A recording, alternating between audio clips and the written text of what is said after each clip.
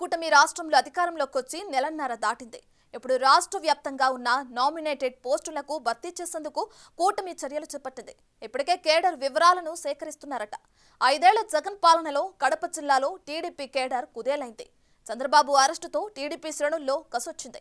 Chandrababu release అయ్యే వరకు కడప జిల్లా వ్యాప్తంగా ప్రధాన కేంద్రాల్లో రోజు నిరసనలు తెలిపారు. వైసీపీ వారి దాడులను తట్టుకుని పార్టీ కోసం కష్టపడ్డారు. ఇలా కష్టపడ్డ వారంతా ఇప్పుడు నామినేటెడ్ పోస్టులపై ఆశలు పెంచుకున్నారు. కడప జిల్లాలో 10 అసెంబ్లీ స్థానాలకు గాను టీడీపీ 7 చోట్ల గెలుపొందింది. వైసీపీ స్థాపన నుంచి ఆ పార్టీకి కంచుకోటగా మారిన జగన్ సొంత జిల్లాలో టీడీపీ బాగా వేయగలిగింది.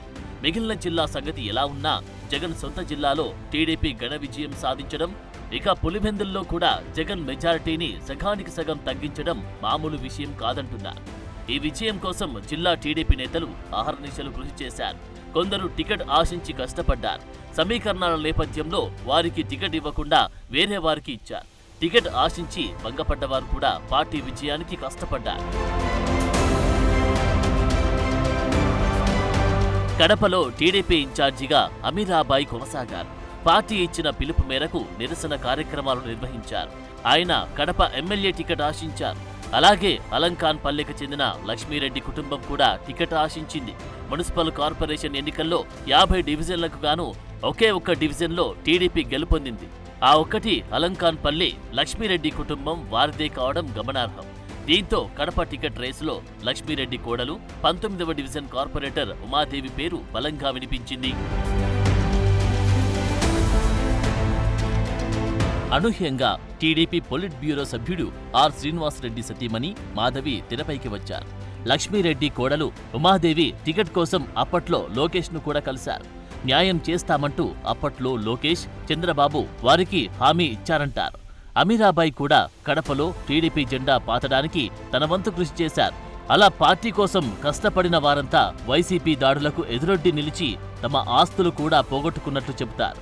ఇప్పుడు టీడీపీ ప్రభుత్వం రావడంతో ఎలాగైనా న్యాయం చేస్తారని వారంతా నమ్మకంతో కనిపిస్తున్నారు.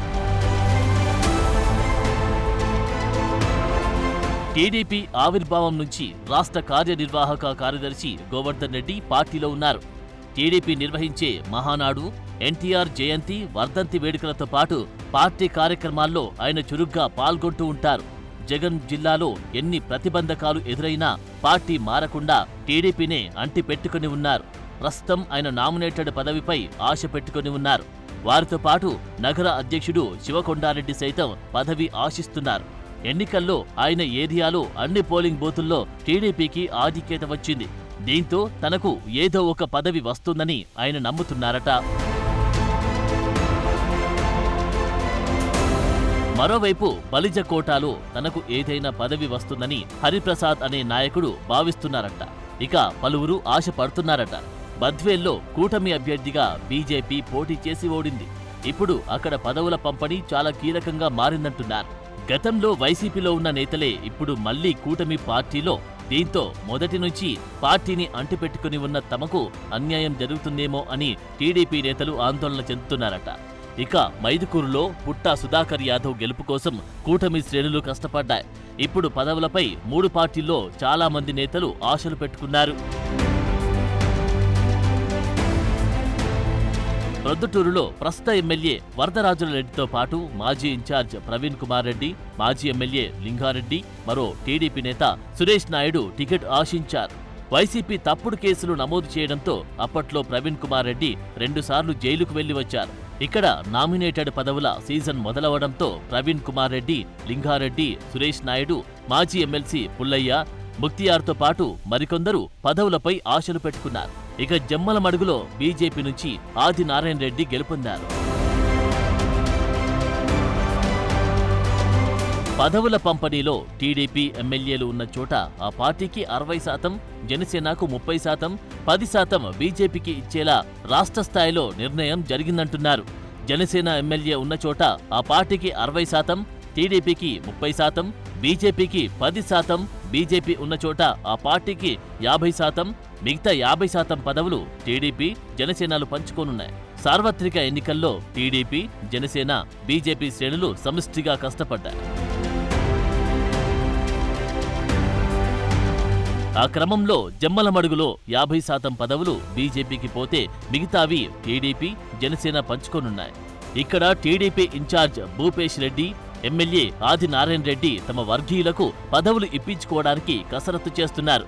భూపేష్ రెడ్డి స్వయంగా ఆదినారాయణ రెడ్డి సోదరుడి కుమారుడే అవడంతో పదవుల పంపకాలు సజావుగా సాగిపోయే పరిస్థితి కనిపిస్తోంది.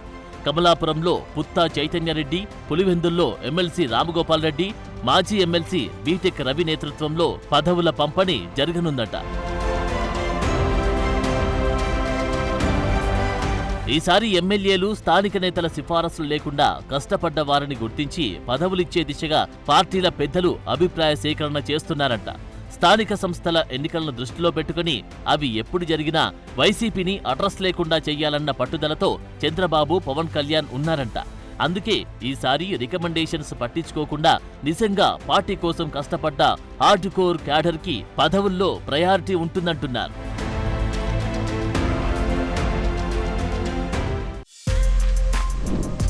For more videos like this, subscribe Big TV channel.